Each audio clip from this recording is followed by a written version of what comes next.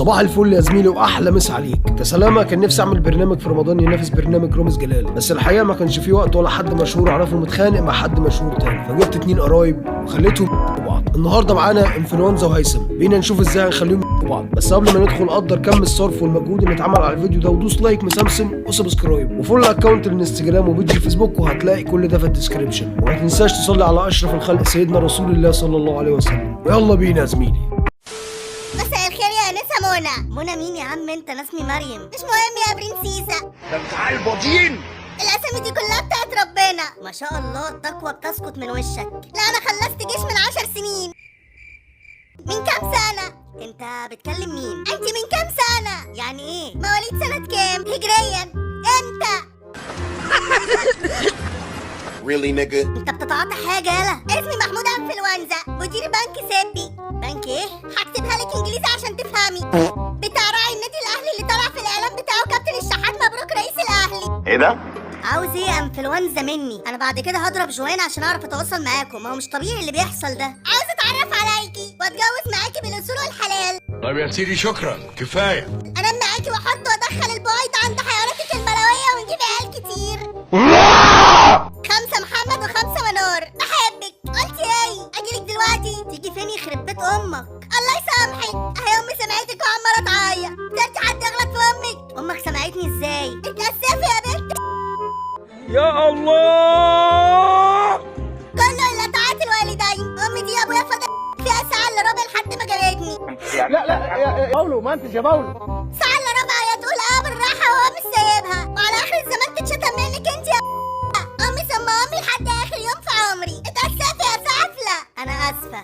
خلاص امي بتقولك حقك عليها، مش هتغلط فيكي تاني. امسحها فيا. انتوا مغيبين ولا ايه؟ انت مين؟ مساء الخير. عين عليك والله، عين عليك. انت مش فاهم اي حاجه، انت مش فاهم اي حاجه. اسمك ايه؟ في ايه يا عم؟ فوق. انا هنا ليه؟ هو انا قلتلك حاجه؟ حاجه ايه؟ انا هنا ليه؟ مش عارف. في حاجه قلتها لك من شويه، فكريني. كنت بقول لك هات الفلوس بتاعتي. فلوس ايه؟ بتاعت الشحن. انت شحنتي لي امتى؟ انت سكران ولا ايه؟ لا مش سكران، مش فاكر. لسه شحنالك من شويه ب 100 جنيه، يعني كله 150 جنيه. امتى؟ انت مش فاكر ولا ايه؟ لا بقول لك ايه، مش انا اللي يتاكل حقي. معايا 150 مش راضيين يتبعتوا. ليه انت بتبعتهم منين؟ بدخلهم في المدخل بتاعت الشحن مش راضي يدخل. التليفون ما فيهوش مساحه، الذاكره ممتلئه. هو في ايه؟ شكلها ما فيهاش مصلحه. انت عاوز ايه مني دلوقتي؟ مش فاكر. هو انا قلت لك ايه من شويه؟ كنت عاوز ايه؟ انا اروح اغسل، افوق بواحد قهوه مغليه واطص راسي بشويه ميه حبه وجاي. الصيام يا لسه الفجر ما اذنش يا عم. احنا قبل العصر دلوقتي، ما لسه الفجر ما اذنش. مش محتاجه حاجه يعني. انت مصطبح ولا ايه يا انفلونزا؟ عرفتي منين؟ حاسه كده انت مش عارف تقول كلمتين على بعض. انا عملت دماغ ب 300 جنيه، شمطت الحته كلها مره واحده. انا بطرطر على نفسي. يعني مش هعمل كده تاني. ايوه كوكا. يا عم فوق، ده انت سكران. 15 minutes later. يا خبرة، فقت ولا لسه؟ التركيز 100%. أنا عاوز منك مصلحة إيه؟ من غير حوارات ولف ودوران، عشان ما عنديش خلق لسان في الحريم. أنت واحدة شمال وجسمك لذيذ وتمنكي كل هيجان، عشان كده أنا جيتلك قصدك في مصلحة. في واحد صاحبي بيقف على أي حاجة فيها تاء التأنيث المربوطة، وليه عنده مصلحة ومش راضي يردها لي. كان واكل عليا فلوس ومش راضي يردها. طبعا أنت بتتسألي هو ليه مش راضي يردني الفلوس؟ هقولك مش شغلك. طبعا أنت بتتسألي هو أنا ليه ما كسرتلوش دراعه وخدت منه فلوس عافية؟ هقولك عشان هو ابن عمي كمان. وصلة الرحم فوق أي فلوس، إلا لو كان المبلغ فوق 15,000. هنا الوضع يختلف. أنا ليا عنده 3000. عاوزك تدخلي تعملي عليا مصلحة وأنا أراضيكي. مصلحة إيه؟ خليكي شوافة. مصلحة إيه برضه؟ دي بتاعتك أنت مش بتاعتي. أنت ليكي مني إن أجيبهولك، ولا ليا منك الفلوس اللي هتطلعيها منه؟ هو بيلحس لحاجة اسمها نسوان، يعني لو معصة بس انتايا ممكن يعمل معاه سوق وبوكو مفيش مشكلة. طيب هتقول له إيه؟ هقول له إني بكلم واحدة فورتيكا، وهو اللي هيقول لي أنا عاوزة أكلمها. ما تقسمش اللقمة لوحدك، أنا عارف دماغه. طيب يا معلم، قبل ما أدخل في حوارات ومواويل، أنا ليا كام في المصلحة دي؟ ورقة من اللي عليها كاتب بلها واشرب ميتها. لا أنا مش ببل حاجة، 200 تمامك، وما تحلميش تاخدي أكتر من كده، ما تبقيش طماعة. خلاص روح كلمه أنت وفر ال 200 ليك، ماليش دعوة بالحوار ده. أمال عاوزة كام؟ 500 أقل حاجة. لا أنت كده بتلعبي في الوقت بدل الضائع، ومش هيبقى فيها لعب مع انها ما كان فيها لعب خالص يا معلم. انا كده عادي وكده عادي، مش خسرانه حاجه، انت الخسران. 3000 جنيه كتير عليكي دول يا بنت، انت ما تحلميش تمسكيهم في السنه، انت اللي جلده. يعني انا يا عر هرجع لك 3 مستخسر فيا نص واحد منهم. انا مبدئي لو الفلوس مش هتيجي وانا متكيف يبقى احسن لها ما تجيش خالص، ولا يهمك ادينا قاعدين. نزلي 100، ادينا قاعدين. نزلي 100 واحده، ما تبقاش بخيله كده، ادينا قاعدين. خلاص 500 ده انت لا ده انت عيل قليل الادب والادب مش هينفع معاك. حول لي الفلوس على الرقم ده. ماشي، احفظه معايا لما اجي احولك. حول لي الفلوس دلوقتي. لا يا ماما ثواني افهمك، عشان شكلك ما عندكيش شبكه. مفيش فلوس هتتبعت لك غير لما المصلحه تخلص. طيب مفيش مصلحه هدخل فيها غير لما تبعت لي الفلوس.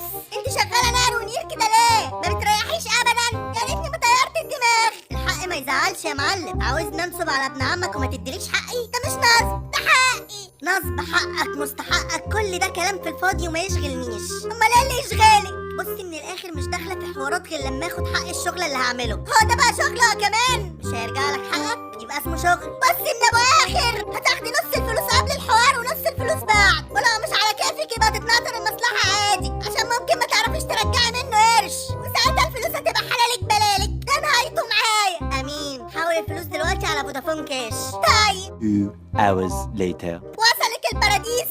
وصلني 250 جنيه، فاضل كده 250 بعد ما تنفذي. طيب قشطه. بص هات صاحبك ده على اساس اني بشغل فلوس واسهم وكده، واجيبهولك على اساس انه عاوز يشغل فلوس. لو عرفت تجيبه كده قشطه، بس هو ممكن ما يرضاش يشغل فلوس. هو عايز يرتبط وكده. بقولك لا تدفعي اي حاجه فيها طاقه مربوطه، ده العده بتاعته واقفه 24 ساعه. هو بس شام ان في نسوان. طب حلو قوي، قول له ان في جروب وفي نسوان ودخله فيه. بصي هو كل الحالات اللي بنزلها عندي هو بيشوفها ويعلق لي عليها، عرفني كل شويه تعليقات. انت قولي لي بحبك وانا اخدها سكرين شوت وانزلها، وانا متاكد ان اول ما يشوفها تاكله ويدخل يكلمني. حلوه قوي، ابعتي. بحبك يا انفلونزا، انت احسن حاجه حصلت لي في حياتي، ربنا يخليك ليا. وانا كمان بعشقك يا بنت يا قلبي. انت كده حلوه ولا ايه؟ حلوه قوي.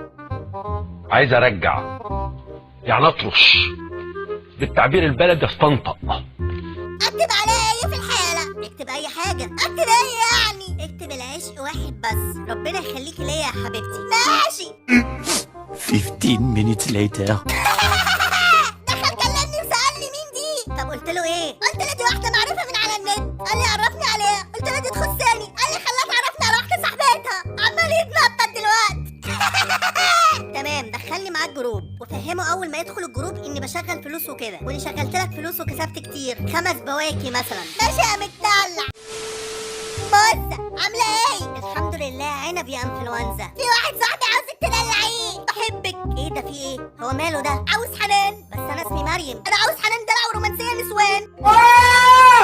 يلعن. انا مش مصدق عيني. الجامده اللي في الصوره دي انا بكلمها هيجي لي قلبه سكتيه. حد يفوقني. اهدى مش كده، البنت تقول علينا ايه دلوقتي؟ انت ما تعرفش مين دي. انا ما بعتمدش اسامي طالما عندها جوز مانش وحنك عليه احمر واخضر واصفر يبقى بحبها، بعشقك. يا ده اهدى شويه. مش دي اللي انت منزل صورتها. دي تخصاني يا ابن. طب خليها تشوف لي واحده.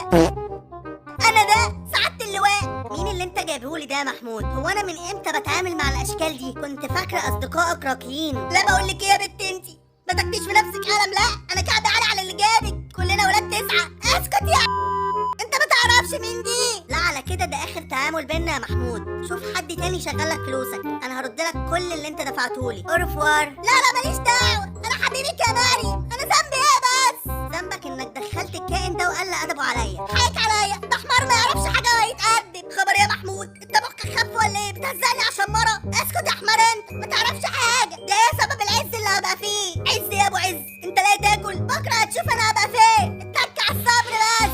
ليه يعني بتعمل لك ايه دي؟ ده حب حياتي ومنجم دهب. اسكت انت ما تعرفش حاجه. منجم دهب ازاي يعني؟ دي شغاله مع ناس كبار قوي. كام سنه يعني؟ انا بحاول اسلك الدنيا. بطل. اقول لك انا بعمل ايه يا بقى؟ بتديلي جنيه برجعهولك 10. انا شغاله في الاسهم وحاجات شبه البورصه بس في اوروبا. انا حولت لها 100 جنيه اجرب، رجعت لي 1000. حولت لها 1000 اللي كسبته منها، رجعت لي رزمه من بتاعه البنك موارقه دي 10000 جنيه. يا جدع بلاش هب، احلف ان ده حقيقي. محمود طلعه من الجروب، ما عنديش خلق ولا طاقه استحمل الكائن ده. انت مدخله ليه بس كده يا عروسه؟ ادعي لي. ما تقوليش يا عروسه يا بني ادم انت. طب اهدي بس، انا عاوز استفسر بس الكلام ده بجد. يا ابن المخرمه انت هتحكي تاني في المحكي؟ ده حب حياتي واديها عمري كله. لقيتيش غير ده وتحبيه؟ جدع وابن اصول، ولما قابلته كرمني، ملكته نفسي وكل قرش معايا. الله يسهل لك يا عم، ربنا يستر من عينك دي، كان لازم تقول يا مريم يعني. يا عم وانا ارشالك، انا عاوز اشغل فلوس انا كمان ونقول من الحب جانب. انت عارف ان القرشين اللي صاحب المطعم بيدوهم لي ما بيكفوش. شوف لي حاجه معاك، انا حبيبك. شوف انت عاوز تشغل كام ومريم تشغلهم لك. لا ده مستحيل. ايه اللي مستحيل؟ مستحيل اشغل للبني ادم ده حاجه. مش شايف الطريقه اللي دخل كلمني بيها؟ ده مش وش نعمه. انا مش وش نعمه وانفلونزا ولا وش نعمه. الدنيا ماشيه بظهرها. مالها انفلونزا يا هيثم؟ هتخليني اخرب عليك؟ لا يا عم، ولا تخرب عليا ولا اخرب عليك. انا معايا 70 100، لو رضيت تشغلهم كلمني، ما تخدميني فيها يا مريم. لا معلش يا انفلونزا، ده انا هخليه يكسب 70,000. ليه 70,000؟ امال انت فاكر ايه؟ دي فلوس زي الرز، ممكن تكون مزوره. يا غبي بقول لك رز ما من البنك، هتبقى مزوره ازاي؟ دي بتحول الرصيد على البنك وانت بتستلف. طب خليها تشغل لي فلوسي يا عم، ما انت بوظت كل حاجه. اتاسف لها. انا اسف يا مدام مريم. اتاسف بطريقه احسن. حقك عليا، انا كنت فاكرك بنت شمال من اياهم، ما كنتش اعرف انك من الكبار. انا اسف. اسفك مرفوض، مش هشغل لك حاجه. ايه شغل المسخره ده؟ انا مش مشغل معاكي حاجه. يفتح الله يا مريم، عشان خاطري شغليهم. لا مش راضيه تخليه يدفع الفلوس ليه يا بنت؟ انا مصدقه تتلحلح عشان يدفع قرش، عشان يعرف اني مطبخاها معاك يا عبيط. لو اترمينا عليه عشان يدفع الفلوس ودفع خلاص واخدت حقك، هيمسك فيك ويعرف انك انت اللي مطبخها. يعني هو واكل عليك فلوس، واكيد بينكم تاتش ان ما كنتش شديتوا مع بعض. يعني فجأة كده تكون عاوزه يشغل فلوسه وتكون عاوزه يكسب كمان. طب لما الدع منه القرشين هيعمل ايه؟ ما هو يمسك فيك يا انفلونزا. انا استنيت عشان الحكايه تدخل عليه. طب ما يمسك فيا، همسح بوش الاسفل. طب ليه تدخل في حوارات انت في غنى عنها؟ انا عاوزه اوصله اني مش ملهوفه على قرشه، وهو كده هيمسك فيا اكتر ويتحايل اكتر، وبعد ما يدخل هتدفع انت كمان فلوس اشغلها لك. يبقى انتوا الاتنين كده دفعتوا، ولما اضرب على الفلوس ادخل اقول لك انت وهو اني ضربت على الفلوس. هو اكيد هيشتم وانت كمان تروح شاتم عشان يصدق انك فعلا اتضحك عليك وخلصت من وجع الدماغ. شغل دي، شغل بصل دي، شغل دي، شغلها. دماغ. اديله الرقم ده حول عليه الفلوس. قشطه. بس هو كده يرضى يتكلم في جروب تاني؟ سهل قوي. ابقى اكتب له رساله من اللي بتجيلك في البنك او تحويل فودافون كاش ان تم تحويل 30,000 جنيه ونزلها ستوري. دماغه هتلعب. ايوه كده على المظبوط. نزلت الحلقه ودخل شافها وكلمني، قلت له شغلت معاكي 3000. اتحايل عليا اكلمك وقال لي ليك نسبه في يوم لو خليتها ترضى. قلت له احاول اخليها ترضى. ايه العمل؟ اتقل على الرز. يومين 3 كده ولا حاجه وانت فاضي كل يوم نزل تحويل، بس ما تبالغش. مره 20، بعدها 30 في 20، ولما يكلمك قول لي وننفذ. تمام. السلام عليكم ورحمة الله وبركاته. نعم. طب ردي السلام يا مدام. ده السلام لله. وعليكم السلام ورحمة الله وبركاته. انت ليه قافشة عليا يا مدام مريم؟ مش طايقاني ليه كده؟ هو انا عملت لك ايه؟ انت جاي لي عشان ترمي البقين دول؟ لا انا جاي لك عشان بحبك، واللي بيحب بيضحي. دي حاجة جميلة قوي. بتحبني جاي تكلم حبيبة صاحبك. ده مش صاحبي، ده قريبي. في فرق بينهم قوي. الصاحب من اختيارك، لكن قريبك مش باختيارك. انا جاي احذرك منه عشان ده بتاع مصلحته. تحذرني منه؟ انت ناوية تتجوزيه؟ اه ناوية. عندك مانع؟ ده ما يتعاشرش، وشمام وحشاش وقليل الادب ومالوش اصل، وايده طويله وكان محبوس قبل كده، قضى مدته وطلع. كان سرق بيت واحد قبل كده. لما ترتبتي بده. انت مقامك اكبر من كده. انت حربايه يالا. النسوان ما تعملش اللي انت بتعمله ده. نسوان عشان عاوز مصلحتك. ده قبل كده سرق اخوه وحصل بينهم خناقات كبيره ووداه المستشفى. سر بيته كله معايا، ولو عاوز اقوله لك عادي ما عنديش مشكله. انا عاوز مصلحتك وبس. اصلك ممكن تروحي تقولي له اللي انا بقوله لك ده. انا اترددت كتير ان اقول لك ولا لا، لكن علشان ما تتخدعيش فيه وتعرفي قراره قبل ما تلبسي عمه سودا. انا شغال لله، وطالما بقول حقي ما يهمنيش حد. انا كل ده عاوز مصلحتك، حتى لو رحتي قلتي له واضحي بكرامتي علشانك، علشان اللي بيحب بيضحي، وانا بحبك واضحي علشانك. انا غلطان اني سمحت له يدخلك. المفروض ده سر. يعني كل شويه تكسبي 20,000 و30,000 وهو ما يسواش وما يستاهلش. خساره فيه كل ده. ثواني بس معلش، انت عرفت ازاي؟ انا قايله له ما يقولش لحد. ما يقولش لحد؟ ده لكل اللي عنده على الفيس. ده نزلها على فيسبوك. ده فضحك. بتهزر. امال انا عرفت منين؟ ده انا مأكده عليه انه ما يقولش لحد. ده قال لحد وسبت واثنين وجمعه كمان. انا شكلي اتسرعت معاه. ده ما يستاهلكيش. لو جمعتي كل اهله ووزنتيهم ما يجوش حاجه جنب ضفرك الصغير. انا خايف عليك وبحبك. بتحبني بجد؟ انا جيت قلت لك كلام عنه، لو انت رحتي قلت له كان زمانه بيتعارك معايا دلوقتي. وده غبي بمعنى الكلمه ما بيتفهمش. ايوه صح، عرفت اني بحبك. طيب يا انفلونزا تعمل فيا كده؟ انا هغدر بيك زي ما غدرت بيا وطلعت سري. اسمع يا هيثم، انت شكلك مفتح وهتعمر معايا علشان حركه الجدعانه اللي عملتها معايا دي. انا شغال لك فلوسك وفلوسه كمان. هكلمك انت وهو في الجروب وعاوزاك تنزل بتقلك، علشان هقول له هو كمان ينزل بتقله. والمكاسب بتاعتك انت وهو محدش هياخدها غيرك. اللي هتدفعه اللي هو هيدفعه انت اللي هتاخده، وهو مش هياخد منهم ولا مليم. هو ده الكلام يا قلبي. بس ما تقوليلوش ان اخدت الفلوس. عيب عليك. انا هقرطسه وهعرفه بيلعب مع مين، وبقولها لك انت كمان لو طلعت السر هتبقى حياتك في خطر. ده انا جيت اقول لك عشان طلع السر، هو انا عبيط عشان اعمل زيه؟ بص يا هيثم، انا هكتب لك رقم في جروب تحول عليه فلوس، بس خد بالك ده رقم فيك كده وكده قدام انفلونزا، ما تحولش عليه حاجه، حول على الرقم ده. يعني حول على انهي رقم؟ ما قلت لك حول على الرقم اللي هنا مش اللي في الجروب. ماشي، روح له دلوقتي تحايل عليه، يقول لي اشغل لك الفلوس، وتحايل عليه كتير قوي علشان يصدق. حمامه بقول لك ايه، عدى كده كام يوم زي ما قلتي، هيثم استوى على الاخر وبقاله كتير بيتحايل عليا ولسه مكلمني دلوقتي. كفايه قوي تقولي لحد كده، انا عاوز اخد فلوسي. تمام، تعالى نتكلم في الجروب، هتخليه يدفع بقولك، مش مستني اكتر من كده. تمام مريم، هيثم عاوز يشغل فلوسه، هو بيتاسف لك وقال اللي هي عاوزاه وتحت امرها، مش هيهزر ولا يقول لك حاجه. حقك عليا، انا عاوز اشغل فلوسه، مش هفتح بوقي معاك يا مدام. اتعلمت يعني يا هيثم؟ اتعلمت يا مدام، وجربيني مش هتندمي. طيب اما نشوف. انا عاوزه كل واحد فيكم ينزل بطوله، عشان المره دي المكاسب هتبقى دبل، بدل ما بتكسب 10 اضعاف هتكسب 20 ضعف. ايوه بقى قلبي دلعيني، احلى كلام. انا معايا 2000 جنيه، يعملوا كام؟ هيعملوا كده 40,000 جنيه. ده انا كده هجيب المكنه بجد. المبلغ ده هتشوف كمان شويه. ايوه كده. وانت يا انفلونزا؟ انا عاوز ادفع 50,000. اكسب كام؟ هيكسبوا 1,000,000 جنيه. حبيبه قلبي، انت وش السعد عليا. احول الفلوس على ايه؟ هبعت لك رقم، ثواني يا هيثم، 5 وراجعه لك. ماشي انفلونزا. ايه؟ ابعتي الرقم ليه؟ الواد هيبعت خلاص اهو. حول بقى نص الفلوس التاني، هكتب له رقمك وبس بعد التحويل. لا بروح امك مش نافعه، عاوزني اكتب له رقمك وهو يحول لك وتخلع انت؟ ها لا، حول لك قبل ما يحول. تخلعت كل الفلوس. وهو انا لو اخلع بالفلوس هبص لل 250 جنيه بتوعك ليه؟ وانا اكتب له الرقم اللي هيحول عليه قدامك مش من وراك. ولو لقيتني كتبت رقم غير اللي انت كتبته لي قول له ما يحولش، مش معضله يعني. طب دقيقه انزل احول لك. تمام. 10 minutes later. وصل كده؟ وصل. خليه يحول الفلوس بقى، انت كده وصل لك حقك. تمام يا هيثم يا انفلونزا، حولوا الفلوس على الرقم ده. انا حولت، هروح احول الفلوس. حولت. تمام قوي، لما الفلوس تيجي هحول لكم المكاسب. ماشي. مفيش حاجه وصلتني، مفيش فلوس وصلتني. يكون الواد حول على الرقم تاني، يكون كتب الرقم غلط. غلط يا بنت. انا هطلع لو الفلوس ما حضرتش دلوقتي. انت بتلعبي من ورايا ولا ايه؟ هو انا مش كاتبه الرقم قدامك يا شوف في الجروب انا كاتبه الرقم اللي عطيتهولي ولا لا؟ ماليش دعوه بالشغله دي، انا عايز فلوس. ما تخصميش معايا عشان انا تعبان، هتزعلي مني قوي. الفلوس فين؟ بص انا هقول لك على الحقيقه، انا عايز اعرف الحقيقه. فين الفلوس؟ هيثم جالي وهددني انه هيخلص عليا لو ما شغلتلوش فلوسه. ابو شخه بقى بيهدد وقال كلام بصراحه مش هقدر اقوله. كلام يلاله عليك يا ابني، قال عليا يا ابني.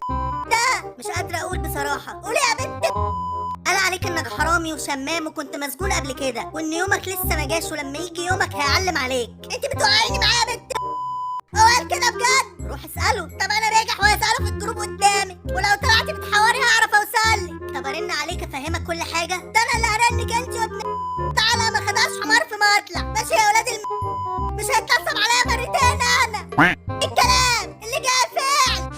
هيثم ايه يا عسل؟ انفلونزا هددني وبصراحه هو اخد مني الفلوس. ايه يا بنت فلوس ايه اللي هو اخدها؟ انتوا مظبطينها مع بعض بقى، قولي كده من الاول. انا ظبطها معاه ازاي؟ ده عرف بيتي وكان عاوز يخلص عليا. انا اللي هخلص عليكي وعليه، هربطه واخليه ير وهوصلك. انت ما تعرفش هو قال عليك ايه؟ هيطفي السجاير وقال لي ال2000 دول حقي عشان هو ليه عندك 3000 جنيه كده. اخد 2 وفاضل 1000 هياخدهم منك بعلقه. قولي كده بقى. انا مستغرب من الاول هو بيعاملني كويس كده ليه؟ فلوس ايه دي اللي انا خدتها منه؟ ده انا هطلع امه. طب استنى بس، في حاجه ضروريه لازم اوريها لك، هرن عليك فيديو.